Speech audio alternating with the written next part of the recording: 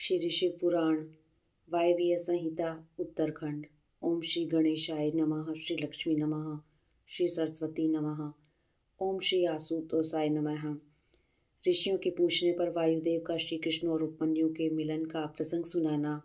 श्री कृष्ण को उपमन्यु से ज्ञान का और भगवान शंकर से पुत्र का लाभ। अध्याय 1 से 4। ओम नमो भगवते वासुदेवाय नमः। ओम नमः शिवाय। सूत उवाच नमः समस्त संसार चक्र भ्रमण हेतवे गौरीकु च तट द्वंद कुंग कुम कुसुम अंकित वक्षसे। सूत जी कहते हैं, जो समस्त संसार चक्र के परिभ्रमण में कारण रूप हैं तथा गौरी के युगल ऊर्जों में लगे हुए केसर से जिनका वक्षस्थल अंकित है, उन भगवान उमा वल्लभ शिव को नमस्कार है। उपमन्यु को भगवान शंकर के कृपा प्रसाद के प्राप्त होने का प्रसंग सुनाकर मध्याह्न काल में नित्य नियम के उद्देश्य से वायुदेव कथा बंद करके उठ गए। तब नैमिषारण्य निवासी अन्य ऋषि भी अब अमुक बात पूछनी है ऐसा निश्चय करके उठे और प्रतिदिन की भांति अपना तात्कालिक नित्य कर्म पूरा करके भगवान वायुदेव को आया देख फिर आकर उनके पास बैठ गए। नियम समाप्त होने पर जब आकाश जन्मा वायुदेव मुनियों की सभा में अपने लिए निश्चित उत्तम आसन पर विराजमान हो गए, सुखपूर्वक बैठ गए, तब वे लोक वंदित पवन देव परमेश्वर की श्री संपन्न विभूति का मन ही मन चिंतन करके इस प्रकार बोले। मैं उन सर्वज्ञ और अपराजित महान देव भगवान शंकर की शरण लेता हूँ, जिनकी विभूति इस समस्त चराचर जगत के रूप में फैली हुई है। उनकी शुभ वाणी को सुनकर वे निष्पाप ऋषि भगवान की विभूति का विस्तार पूर्वक वर्णन सुनने के लिए यह उत्तम वचन बोले। ऋषियों ने कहा, भगवान, आपने महात्मा उपमन्यु का चरित्र सुनाया, जिससे यह ज्ञात हुआ कि उन्होंने केवल दूध के लिए तपस्या करके भी परमेश्वर शिव से सब कुछ पा लिया। हमने पहले से ही सुन रखा है कि अनायास ही महान कर्म करने वाले वसुदेव नंदन भगवान श्री कृष्ण किसी समय धूम्य के बड़े भाई उपमन्यु से मिले थे और उनकी प्रेरणा से पाशुपत व्रत का अनुष्ठान करके उन्होंने परम ज्ञान प्राप्त कर लिया था। अतः आप यह बताएं कि भगवान श्री कृष्ण ने परम उत्तम पाशुपत ज्ञान किस प्रकार प्राप्त किया। वायुदेव बोले, अपनी इच्छा से अवतीर्ण होने पर भी सनातन वासुदेव ने मानव शरीर की निंदा सी करते हुए लोक संग्रह के लिए शरीर की शुद्धि की थी। वे पुत्र प्राप्ति के निमित्त तप करने के लिए उन महामुनि के आश्रम पर गए थे, जहाँ बहुत से मुनि उपमन्यु जी का दर्शन कर रहे थे। भगवान श्री कृष्ण ने भी वहां जाकर उनका दर्शन किया। उनके सारे अंग भस्म से उज्जवल दिखाई देते थे। मस्तक त्रिपुंड से अंकित था। रुद्राक्ष माला ही उनका आभूषण थी। वे जटामंडल से मंडित थे। शास्त्रों से वेद की भांति वे अपने शिष्यभूत महर्षियों से घिरे हुए थे और शिव जी के ध्यान में तत्पर हो शांत भाव से बैठे थे।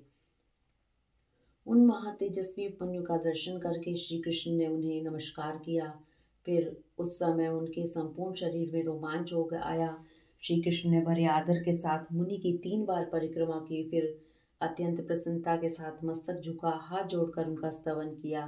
तदंतर उपमन्यु ने विधि पूर्वक अग्निरिति भस्म इत्यादि मंत्रों से श्री कृष्ण के शरीर में भस्म लगाकर उनसे 12 महीने का साक्षात पाशुपत व्रत कराया। तत्पश्चात मुनि ने उन्हें उत्तम ज्ञान प्रदान किया। उसी समय से उत्तम व्रत का पालन करने वाले संपूर्ण दिव्य पाशुपत मुनि उन श्री कृष्ण को चारों ओर से घेर कर उनके पास बैठे रहने लगे। फिर गुरु की आज्ञा से परम शक्तिमान श्री कृष्ण ने पुत्र के लिए सांब शिव की आराधना का उद्देश्य मन में लेकर तपस्या की। उस तपस्या से संतुष्ट हो 1 वर्ष के पश्चात पार्षदों सहित परम ऐश्वर्यशाली परमेश्वर सांब शिव ने उन्हें दर्शन दिए। श्री कृष्ण ने वर देने के लिए प्रकट हुए सुंदर अंग वाले महादेव जी को हाथ जोड़कर प्रणाम किया और उनकी स्तुति भी की। गणों सहित सांब सदाशिव का स्तवन करके श्री कृष्ण ने अपने लिए एक पुत्र प्राप्त किया। वह पुत्र तपस्या से संतुष्ट चित्त हुए साक्षात शिव ने श्री विष्णु को दिया था। चूंकि सांब शिव ने उन्हें अपना पुत्र प्रदान किया, इसलिए श्री कृष्ण ने जाम्बती कुमार का नाम सांब भी रखा। इस प्रकार अमित पराक्रमी श्री कृष्ण को महर्षि उपमन्यु से ज्ञान लाभ और भगवान शंकर से पुत्र लाभ हुआ। इस प्रकार यह सब प्रसंग मैंने पूरा पूरा कह सुनाया। जो प्रतिदिन इसे कहता सुनता या सुनाता है वह भगवान विष्णु का ज्ञान पाकर उन्हीं के साथ आनंदित होता है। इति श्री अध्याय 1। अध्याय 2। उपमन्यु द्वारा श्री कृष्ण को पाशुपत ज्ञान का उपदेश। ऋषियों ने पूछा, पाशुपत ज्ञान क्या है? भगवान शिव पशुपति कैसे हैं? और अनायासी महान कर्म करने वाले भगवान श्री कृष्ण ने उपमन्यु से किस प्रकार प्रश्न किया था? वायुदेव, आप साक्षात शंकर के स्वरूप हैं, इसलिए सब बातें बताइए। तीनों लोकों में आपके समान दूसरा कोई वक्ता इन बातों को बताने में समर्थ नहीं है। सूत जी कहते हैं, उन महर्षियों की यह बात सुनकर वायुदेव ने भगवान शंकर का स्मरण करके इस प्रकार उत्तर देना आरंभ किया। वायुदेव बोले, महर्षियों, पूर्व काल में श्री कृष्ण रूपधारी भगवान विष्णु ने अपने आसन पर बैठे हुए महर्षि उपमन्यु से उन्हें प्रणाम करके न्यायपूर्वक यूं प्रश्न किया। श्री कृष्ण ने कहा, भगवान महादेव जी ने देवी पार्वती को जिस दिव्य पाशुपत ज्ञान तथा अपनी संपूर्ण विभूति का उपदेश दिया था, मैं उसी को सुनाना चाहता हूँ। महादेव जी पशुपति कैसे हुए? पशु कौन कहलाते हैं? वे पशु किन पाशों से बंधे जाते हैं और फिर किस प्रकार उनसे मुक्त होते हैं? महात्मा श्री कृष्ण के इस प्रकार पूछने पर श्रीमान उपमन्यु ने महादेव जी का तथा देवी पार्वती को प्रणाम करके उनके प्रश्न के अनुसार उत्तर देना आरंभ किया।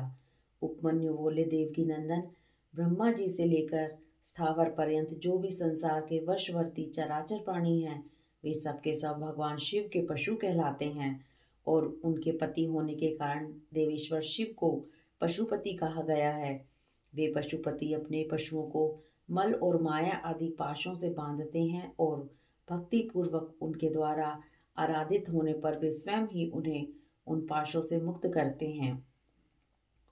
जो 24 तत्व हैं वे माया के कार्य एवं गुण हैं, वे ही विषय कहलाते हैं। जीवों को बांधने वाले पाश वे ही हैं। इन पाशों द्वारा ब्रह्मा से लेकर कीट पर्यंत समस्त पशुओं को बांधकर महेश्वर पशुपति देव उनसे अपना कार्य कराते हैं। उन महेश्वर की ही आज्ञा से प्रकृति पुरुषोचित बुद्धि को जन्म देती है। बुद्धि अहंकार को प्रकट करती है तथा अहंकार कल्याणदायी देवाधिदेव शिव की आज्ञा से 11 इंद्रियों और 5 तन मात्राओं को उत्पन्न करता है। तन मात्राएं भी उन्हीं महेश्वर के महान शासन से प्रेरित हो क्रमशः 5 महाभूतों को उत्पन्न करती हैं। वे सब महाभूत शिव की आज्ञा से ब्रह्म से लेकर तृण पर्यंत देहधारियों के लिए देह की सृष्टि करते हैं। बुद्धि कर्तव्य का निश्चय करती है और अहंकार अभिमान करता है। चित्त चेतता है और मन संकल्प विकल्प करता है। श्रवण आदि ज्ञान इंद्रियां पृथक पृथक शब्द आदि विषयों को ग्रहण करती हैं। वे महादेव जी के आज्ञा बल से केवल अपने ही विषयों को ग्रहण करती हैं। वाक आदि कर्म इंद्रियां कहलाती हैं और शिव की इच्छा से अपने लिए नियत कर्म ही करती हैं, दूसरा कुछ नहीं। शब्द आदि जाने जाते हैं और बोलना आदि कर्म किए जाते हैं। इन सब के लिए भगवान शंकर की गुरुतर आज्ञा का उल्लंघन करना असंभव है। परमेश्वर शिव के शासन से ही आकाश सर्वव्यापी होकर समस्त प्राणियों को अवकाश प्रदान करता है। वायुत्व प्राण आदि नाम भेदों द्वारा बाहर भीतर के संपूर्ण जगत को धारण करता है। अग्नि तत्व देवताओं के लिए हव्य और कव्य भोजी पितरों के लिए कव्य पहुंचाता है। साथ ही मनुष्यों के लिए पाक आदि का भी कार्य करता है। जल सबको जीवन देता है और पृथ्वी संपूर्ण जगत को सदा धारण की रहती है। शिव की आज्ञा संपूर्ण देवताओं के लिए अलंघनीय है। उसी से प्रेरित होकर देवराज इंद्र देवताओं का पालन, देवताओं का दमन और तीनों लोकों का संरक्षण करते हैं। वरुण देव सदा जल तत्व के पालन और संरक्षण का कार्य संभालते हैं। साथ ही दंडनीय प्राणियों को अपने पाशों द्वारा बांध लेते हैं।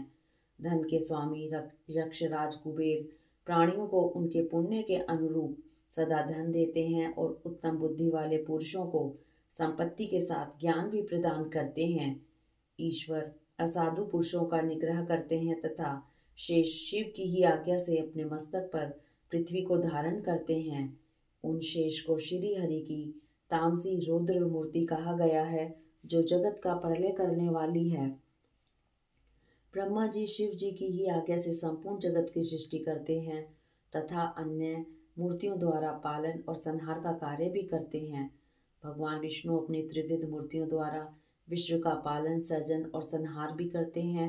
विश्वात्मा भगवान हर भी 3 रूपों में विभक्त हो संपूर्ण जगत का संहार, सृष्टि और रक्षा करते हैं। काल सबको उत्पन्न करता है, वही प्रजा की सृष्टि करता है और वही विश्व का पालन करता है। यह सब महाकाल की आज्ञा से प्रेरित होकर ही करता है। भगवान सूर्य उन्हीं की आज्ञा से अपने 3 अंशों द्वारा जगत का पालन करते, अपनी किरणों द्वारा वृष्टि के लिए आदेश देते और स्वयं ही आकाश में मेघ बनकर बरसते हैं। चंद्रभूषण शिव का शासन मानकर ही चंद्रमा औषधियों का पोषण और प्राणियों को आह्लादित करते हैं। साथ ही देवताओं को अपनी अमृतमयी कलाओं का पान करने देते हैं। आदित्य, वसु, रुद्र, अश्विनी कुमार, मरुदगण, आकाशचारी, ऋषि, सिद्ध, नागगण, मनुष्य, मृग, पशु, पक्षी, कीट आदि स्थावर प्राणी, नदियां, समुद्र, पर्वत, वन, सरोवर, अंगों सहित वेद, शास्त्र, मंत्र, वैदिक स्त्रोत और यज्ञ आदि, कालाग्नि से लेकर शिव पर्यंत भुवन, उनके अधिपति, असंख्य ब्रह्मांड, उनके आवरण, वर्तमान, भूत और भविष्य, दिशा विदिशाएं, कला आदि काल के विभिन्न भिन्न भेद तथा जो कुछ भी इस जगत में देखा और सुना जाता है वह सब भगवान शंकर की आज्ञा के बल से ही टिका हुआ है। उनकी आज्ञा के ही बल से यहाँ पृथ्वी, पर्वत, मेघ, समुद्र, नक्षत्रगण, इंद्र आदि देवता, स्थावर, जंगम तथा जड़ और चेतन सबकी स्थिति है। इति श्री अध्याय 2।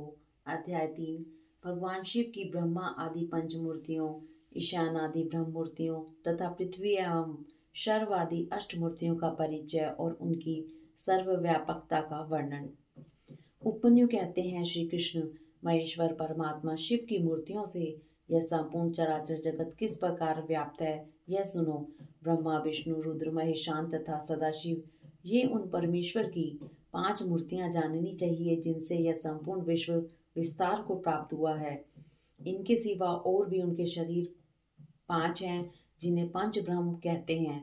इस जगत में कोई भी ऐसी वस्तु नहीं है जो उन मूर्तियों से व्याप्त ना हो।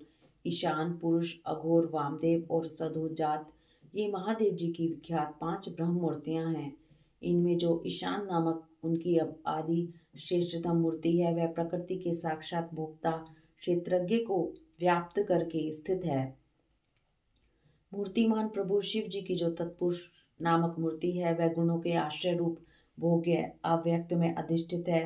पिनाक पाणी महेश्वर की जो अत्यंत पूजित अघोर नामक मूर्ति है वह धर्म आदि 8 अंगों से युक्त बुद्धि तत्व को अपना अधिष्ठान बनाती है। विधाता महादेव की वामदेव नामक मूर्ति को आगमवेता विद्वान अहंकार की अधिष्ठात्री बताते हैं। बुद्धिमान पुरुष अमित तेजस्वी शिव की सदोजात नामक मूर्ति को मन की अधिष्ठात्री कहते हैं। विद्वान पुरुष भगवान शिव की ईशान नामक मूर्ति को श्रवण इंद्रिय, वाणी, शब्द और व्यापक आकाश तत्व की स्वामिनी मानते हैं। पुराणों के अर्थ ज्ञान में निपुण समस्त विद्वानों ने महेश्वर के तत्पुरुष नामक विग्रह को त्वचा, हाथ, स्पर्श और वायु तत्व का स्वामी समझा है।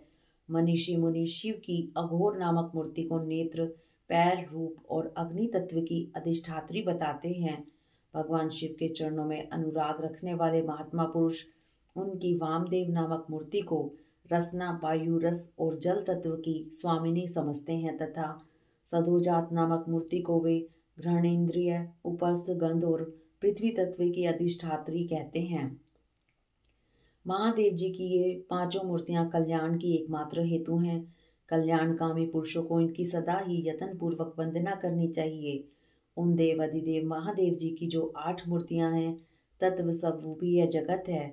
उन 8 मूर्तियों में यह विश्व उसी प्रकार ओतप्रोत भाव से स्थित है जैसे सूत में मन के पिरोए जाते हैं। शर्व, भव, रुद्र, उग्र, भीम, पशुपति, ईशान और महादेव ये शिव की विख्यात 8 मूर्तियां हैं। महेश्वर की इन शर्वादि 8 मूर्तियों से क्रमशः भूमि, जल, अग्नि, वायु, क्षेत्रज्ञ, सूर्य और चंद्रमा अधिष्ठित होते हैं। उनकी पृथ्वीमयी मूर्ति संपूर्ण चराचर जगत को धारण करती है। उसके अधिष्ठाता का नाम शर्व है, इसलिए वह शिव की शार्वी मूर्ति कहलाती है। यही शास्त्र का निर्णय है। उनकी जलमयी मूर्ति समस्त जगत के लिए जीवनदायिनी है। जल परमात्मा भव की मूर्ति है, इसलिए उसे भावी कहते हैं। शिव की तेजोमयी शुभ मूर्ति विश्व के बाहर भीतर व्याप्त होकर स्थित है। उस घोर रूपिणी मूर्ति का नाम रुद्र है, इसलिए वह रौद्री कहलाती है। भगवान शिव वायु रूप से स्वयं गतिशील होते हैं और इस जगत को गतिशील बनाते हैं, साथ ही वे इसका भरण पोषण भी करते हैं। वायु भगवान उग्र की मूर्ति है, इसलिए साधु पुरुष इसे ओग्री कहते हैं। भगवान भीम की आकाश रूपिणी मूर्ति सबको अवकाश देने वाली सर्वव्यापिनी तथा भूत समुदाय की भेदिका है। वह भीम नाम से प्रसिद्ध है, अतः इसे भैमी मूर्ति भी कहते हैं। संपूर्ण नेत्रों में निवास करने वाली तथा संपूर्ण आत्माओं की अधिष्ठात्री शिव मूर्ति को पशुपति मूर्ति समझना चाहिए। वह पशुओं के पाशों का उच्छेद करने वाली है। महेश्वर की जो ईशान नामक मूर्ति है, वही दिवाकर सूर्य नाम धारण करके संपूर्ण जगत को प्रकाशित करती हुई आकाश में विचरती है, जिनकी किरणों में अमृत भरा है और जो संपूर्ण विश्व को उस अमृत से आप्यायित करते हैं। वे चंद्रदेव भगवान शिव के महादेव नामक विग्रह हैं, अतः उन्हें महादेव मूर्ति कहते हैं। यह जो 8वीं मूर्ति है वह परमात्मा शिव का साक्षात स्वरूप है तथा अन्य सब मूर्तियों में व्यापक है, इसलिए यह संपूर्ण विश्व शिव रूप ही है। जैसे वृक्ष की जड़ सींचने से उसकी शाखाएं पुष्ट होती हैं, उसी प्रकार भगवान शिव की पूजा से उनके स्वरूप भूत जगत का पोषण होता है। इसलिए सबको अभय देना, सब पर अनुग्रह करना और सबका उपकार करना यह शिव का आराधन माना गया है। जैसे इस जगत में अपने पुत्र पौत्र आदि के प्रसन्न रहने से पिता पितामह आदि को प्रसन्नता होती है, उसी प्रकार संपूर्ण जगत की प्रसन्नता से भगवान शंकर प्रसन्न होते हैं। यदि किसी भी देहधारी को दंड दिया जाता है तो उसके द्वारा अष्टमूर्तिधारी शिव का ही अनिष्ट किया जाता है, इसमें संशय नहीं है। 8 मूर्तियों के रूप में संपूर्ण विश्व को व्याप्त करके स्थित हुए भगवान शिव का तुम सब प्रकार से भजन करो, क्योंकि रुद्रदेव सबके परम कारण है। इति श्री अध्याय 3। अध्याय 4 शिव और शिवा की विभूतियों का वर्णन। श्री कृष्ण ने पूछा, भगवान अमित तेजस्वी भगवान शिव की मूर्तियों ने इस संपूर्ण जगत को जिस प्रकार व्याप्त कर रखा है वह सब मैंने सुना। अब मुझे यह जानने की इच्छा है कि परमेश्वरी शिवा और परमेश्वर शिव का यथार्थ स्वरूप क्या है। उन दोनों ने स्त्री और पुरुष रूप इस जगत को किस प्रकार व्याप्त कर रखा है। उपमन्यु बोले, देवकी नंदन, मैं शिवा और शिव के श्री संपन्न ऐश्वर्य का और उन दोनों के यथार्थ स्वरूप का संक्षेप से वर्णन करूंगा।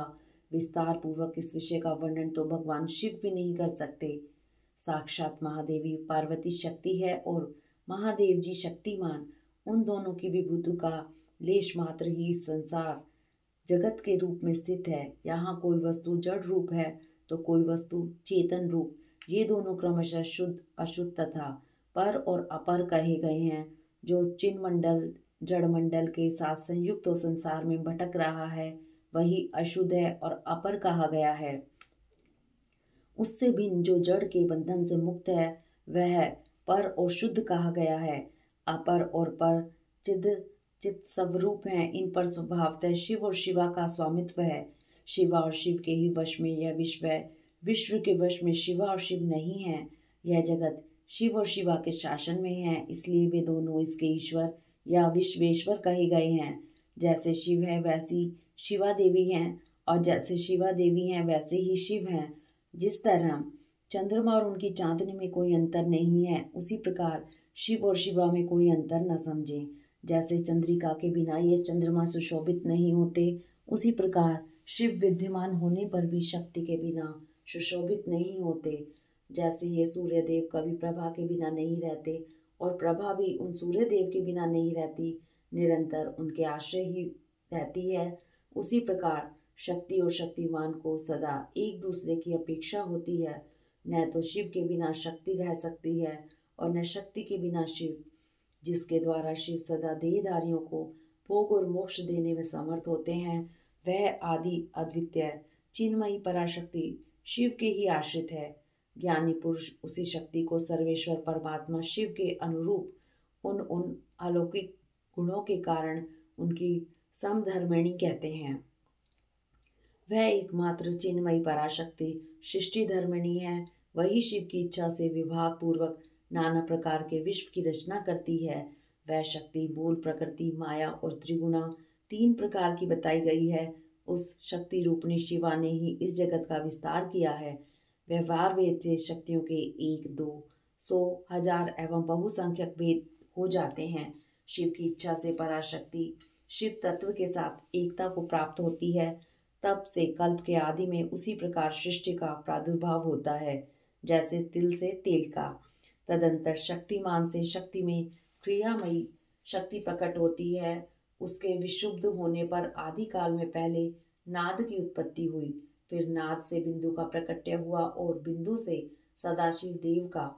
उन सदाशिव से महेश्वर प्रकट हुए और महेश्वर से शुद्ध विद्या, वह वाणी की ईश्वरी है। इस प्रकार त्रिशूलधारी महेश्वर से वागीश्वरी नामक शक्ति का प्रादुर्भाव हुआ, जो वर्णों के रूप में विस्तार को प्राप्त होती है और मातृका कहलाती है। तदंतर अनंत के समावेश से माया ने काल, नियति, कला और विद्या की सृष्टि की। कला से राहु तथा पुरुष हुए, फिर माया से ही त्रिगुणात्मिकता अव्यक्त प्रकृति हुई। उस त्रिगुणात्मक अव्यक्त से तीनों गुण पृथक पृथक प्रकट हुए। उनके नाम है सत्व, रज और तम। इनसे यह संपूर्ण जगत व्याप्त है। गुणों में शोभ होने पर उनसे गुणेश नामक 3 मूर्तियां प्रकट हुई। साथ ही महत आदि तत्वों का क्रमशः प्रादुर्भाव हुआ। उन्हीं से शिव की आज्ञा के अनुसार असंख्य अंड पिंड प्रकट होते हैं, जो अनंत आदि विदेश्वर चक्रवर्तियों से अधिष्ठित हैं। शरीरांतर के भेद से शक्ति के बहुत से भेद कहे गए हैं। स्थूल और सूक्ष्म के भेद से उनके अनेक रूप जानने चाहिए। रुद्र की शक्ति रौद्री, विष्णु की वैष्णवी, ब्रह्मा की ब्रह्माणी और इंद्र की इंद्राणी कहलाती है। यहाँ बहुत कहने से क्या लाभ। जिसे विश्व कहा गया है वह उसी प्रकार शक्यात्मा से व्याप्त है जैसे शरीर अंतरात्मा से। अतः संपूर्ण स्थावर जंगम रूप जगत शक्तिमय है। यह पराशक्ति परमात्मा शिव की कला कही गई है। इस तरह यह पराशक्ति ईश्वर की इच्छा के अनुसार चलकर चराचर जगत की सृष्टि करती है, ऐसा विज्ञ पुरुषों का निश्चय है। ज्ञान, क्रिया और इच्छा अपनी इन 3 शक्तियों द्वारा शक्तिमान ईश्वर सदा संपूर्ण विश्व को व्याप्त करके स्थित होते हैं। इस प्रकार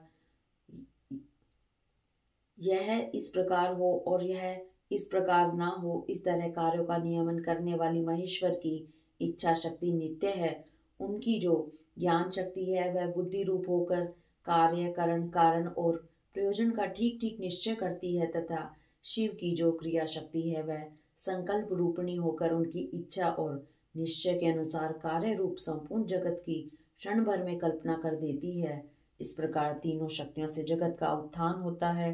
प्रसव धर्म वाली जो शक्ति है वह पराशक्ति से प्रेरित होकर ही संपूर्ण जगत की सृष्टि करती है। इस तरह शक्तियों के संयोग से शिव शक्तिमान कहलाते हैं और शक्ति और शक्तिमान से प्रकट होने के कारण यह जगत शाक्त और शैव कहा गया है।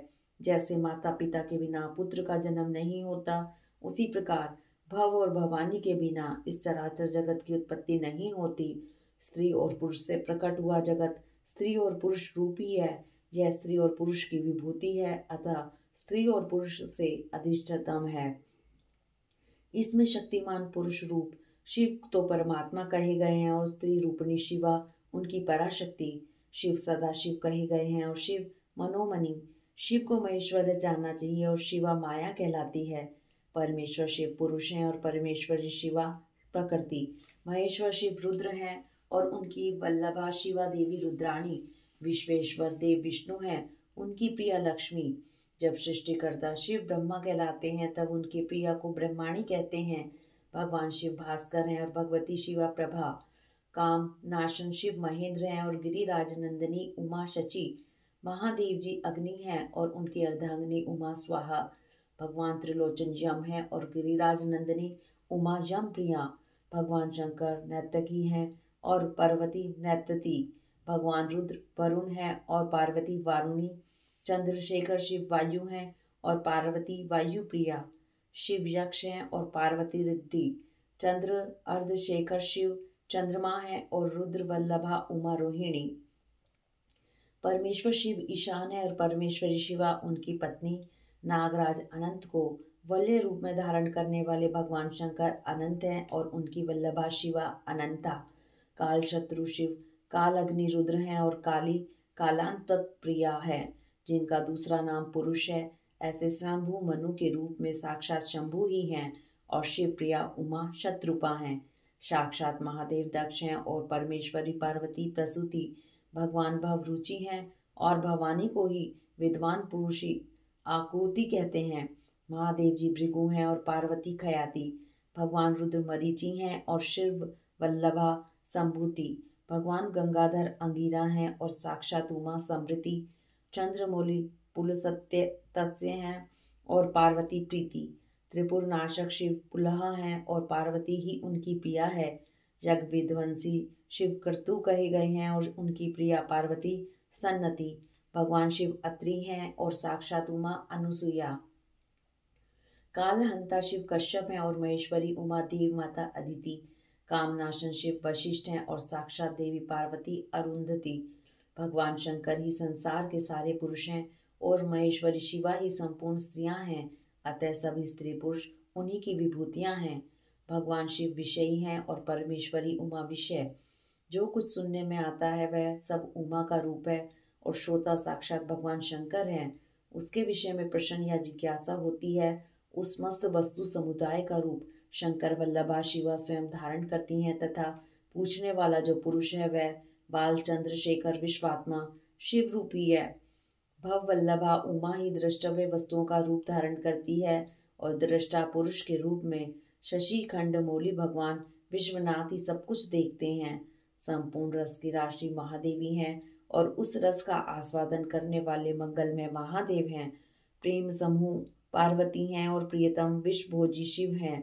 देवी महेश्वरी सदा मंतव्य वस्तुओं का स्वरूप धारण करती हैं और विश्वात्मा महेश्वर महादेव उन वस्तुओं के मनता मनन करने वाले हैं। भव वल्लभा पार्वती बोधव्य जानने योग्य वस्तुओं का स्वरूप धारण करती हैं और शिशु शशि शेखर भगवान महादेव ही उन वस्तुओं के ज्ञाता हैं।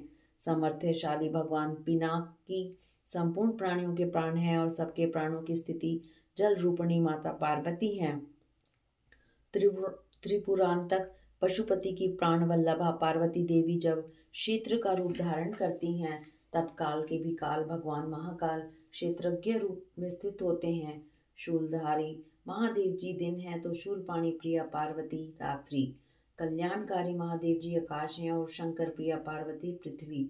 भगवान महेश्वर समुद्र हैं तो गिरिराज कन्या शिवा उनकी तटभूमि है। वृषभ ध्वज महादेव वृक्ष हैं तो विश्वेश्वर प्रिया उमा उस पर फैलने वाली लता हैं। भगवान त्रिपुर नाशक महादेव संपूर्ण पुल्लिंग रूप को स्वयं धारण करते हैं और महादेव मनोरमा देवी शिवा सारा स्त्री रूप धारण करती हैं। शिव वल्लभा शिवा समस्त जल शब्द जाल का रूप धारण करती हैं और बालेंदु शेखर शिव संपूर्ण अर्थ का। जिस जिस पदार्थ की जो जो शक्ति कही गई है वह शक्ति तो विश्वेश्वरी देवी शिवा हैं और वह सारा पदार्थ साक्षात महेश्वर है, जो सबसे परे है, जो पवित्र है, जो पुण्यमय है तथा जो मंगल रूप है। उस वस्तु को महाभाग महात्माओं ने उन्हीं दोनों शिव पार्वती के तेज से विस्तार को प्राप्त हुई बताया है। जैसे जलते हुए दीपक की शिखा समूचे घर को प्रकाशित करती है, उसी प्रकार शिव पार्वती का यह तेज व्याप्त होकर संपूर्ण जगत को प्रकाश दे रहा है। ये दोनों शिव और शिव सर्व रूप हैं, सबका कल्याण करने वाले हैं, अतः सदा ही इन दोनों का पूजन नमन एवं चिंतन करना चाहिए। श्री कृष्ण, आज मैंने तुम्हारे समक्ष अपनी बुद्धि के अनुसार परमेश्वर शिवा और शिव के यथार्थ स्वरूप का वर्णन किया है, परंतु ईयता पूर्वक नहीं, अर्थात इस वर्णन से यह नहीं मान लेना चाहिए कि इन दोनों के यथार्थ रूप का पूर्णतः वर्णन हो गया, क्योंकि इनके स्वरूप की सीमा नहीं है, जो समस्त महापुरुषों के भी मन की सीमा से परे हैं। परमेश्वर शिव और शिवा के उस यथार्थ स्वरूप का वर्णन कैसे किया जा सकता है, जिन्होंने अपने चित्त को महेश्वर के चरणों में अर्पित करके चित्त को महेश्वर के चरणों में अर्पित कर दिया है तथा जो उनके अनन्य भक्त हैं, उनके ही मन में वे आते हैं और उन्हीं को बुद्धि में आरूढ़ होते हैं, दूसरों की बुद्धि में वे आरूढ़ नहीं होते। यहाँ मैंने जिस विभूति का वर्णन किया है वह प्राकृतिक है, इसलिए अपरा मानी गई है। इससे भिन्न जो अप्राकृतिक एवं परा विभूति है वह गुह्य है। उनके गुह्य रहस्य को जानने वाले पुरुष ही उन्हें जानते हैं। परमेश्वर की यह अप्राकृतिक परा विभूति वह है जहाँ से मन और इंद्रियों सहित वाणी लौट आती है। परमेश्वर की वही विभूति यहाँ परम धाम है, वही यहाँ परम गति है और वही यहाँ पराकाष्ठा है। जो अपने श्वास और इंद्रियों पर विजय पा चुके हैं वे योगी जन ही उसे पाने का प्रयत्न करते हैं। शिवा और शिव की यह विभूति संसार रूपी विषधर सर्प के डसने से मृत्यु के अधीन हुए मानवों के लिए संजीवनी औषधि है। इसे जानने वाले पुरुष किसी से भी भयभीत नहीं होते। जो इस परा और अपरा विभूति को ठीक ठीक जान लेता है वह अपरा विभूति को लांघकर परा विभूति का अनुभव करने लगता है। श्री कृष्ण, यह तुमसे परमात्मा शिव और पार्वती के यथार्थ स्वरूप का गोपनीय होने पर भी वर्णन किया गया है, क्योंकि तुम भगवान शिव की भक्ति के योग्य हो। जो शिष्य न हो, शिव के उपासक न हो और भक्त भी न हो, ऐसे लोगों को कभी शिव पार्वती की इस विभूति का उपदेश नहीं देना चाहिए। यह वेद की आज्ञा है।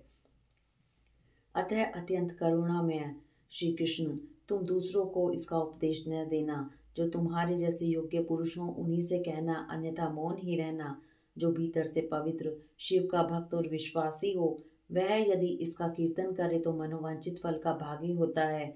यदि पहले के प्रबल प्रतिबंधक कर्मों द्वारा प्रथम बार फल की प्राप्ति में बाधा पड़ जाए तो भी बारंबार साधन का अभ्यास करना चाहिए। ऐसा करने वाले पुरुष के लिए यहाँ कुछ भी दुर्लभ नहीं है। इति श्री अध्याय 4। हरिओम तत्सत। हरिओम तत्सत।